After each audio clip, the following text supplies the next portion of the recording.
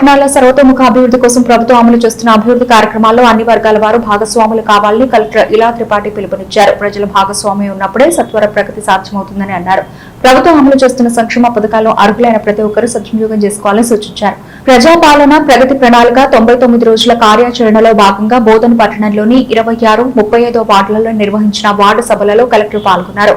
జై జై హే తెలంగాణ రాష్ట్ర గేయంతో సభలకు శ్రీకారం చుట్టారు. రాష్ట్ర ప్రభుత్వం అమలు చేస్తున్న అభివృద్ధి కార్యక్రమాలు, సంక్షేమ పథకాలపై రాష్ట్ర ముఖ్యమంత్రి సందేశాన్ని చదివి వినిపించారు. తమ సమస్యలను ప్రజలు రాతపూర్వకంగా తెలియజేసేందుకు వీలుగా వార్డు సభ వేదికల వద్ద ఫిర్యాదుల బాక్సులను అందుబాటులో ఉంచారు. వివిధ సంక్షేమ పథకాల ద్వారా ప్రయోజనం పొందుతున్న లబ్ధిదారుల వివరాలను ఒక్కో పథకం వారీగా పేరు పేరున ప్రకటించారు. ఇంద్రమ్మ ఇళ్ల పథకం, గృహజ్యోతి, చేయూత పథకం, కళ్యాణ్ లక్ష్మి, షాదీ ముబారక్ పథకాలు, కొత్త రేషన్ కార్డులు, సన్నబియ్యం పంపిణీ తదితర వాటి ద్వారా లబ్ధి పొందిన వారి వివరాలు చదివి వినిపించారు. పలువురు లబ్ధిదారులు ప్రభుత్వ సంక్షేమ పథకాల వల్ల తమకు చేకూరిన ప్రయోజనాల గురించి వార్డు సభలలో తమ అనుభవాలను తెలియజేస్తూ రాష్ట్ర ప్రభుత్వానికి కృతజ్ఞతలు తెలిపారు.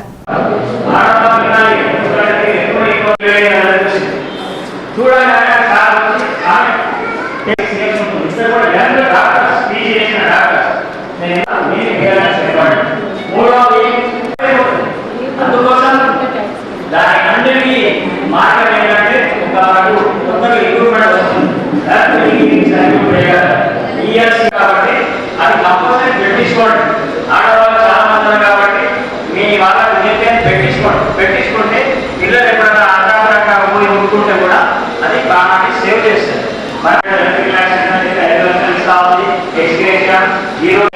ఆ పైసలు ఎన్ని రోజులు ఉన్నాయి కదా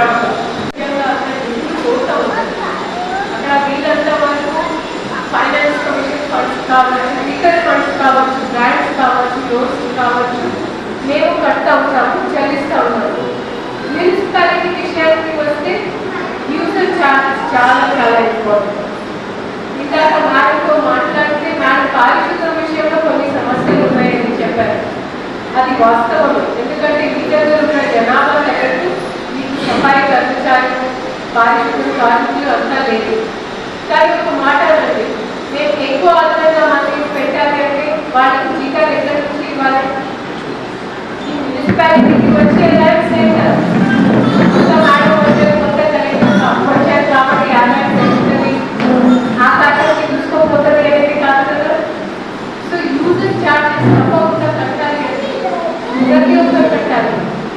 మీ ఇంటికి ప్రతిరోజు చెత్త బండి వస్తుంది, కానీ చెత్త చేసుకోవడానికి. సో మీరు ఎంతమంది యూజర్ ఛార్జెస్ కడుతున్నారు నిజంగా చెప్పండి. కిందలో పేమెంట్ మన చెత్త కలెక్ట్ చేసే వాహనాలు కూడా మనం అంతా ప్రైవేట్ వాళ్ళకి ఇస్తూ నడపాలి. మెయింటెనెన్స్ కానివ్వండి, దాని రక్తభావం కానివ్వండి, ఏదైనా రిపేర్స్ కానివ్వండి, మనం వాళ్ళతో అగ్రిమెంట్ అయ్యి చేయాలి అని. It is not the government job to business. ప్రభుత్వం బిజినెస్ చేయలేదు. ఒక బిజినెస్ నడపాలి అంటే మేము అవుట్ సోర్స్ చేస్తాం. అవుట్ సోర్సింగ్ ఎలా పర్యవేక్షించాలి అది మా బాధ్యత. సో మేడం రెండోది మార్నింగ్ విసిల్ ఇంకా అంతా ఓకే. బట్ ఈ రెండు మీకు ఉంటే మీ రోజు టౌన్ కానీ కొత్త ఏరియాలు కానీ అవి బాగుపడతాయి.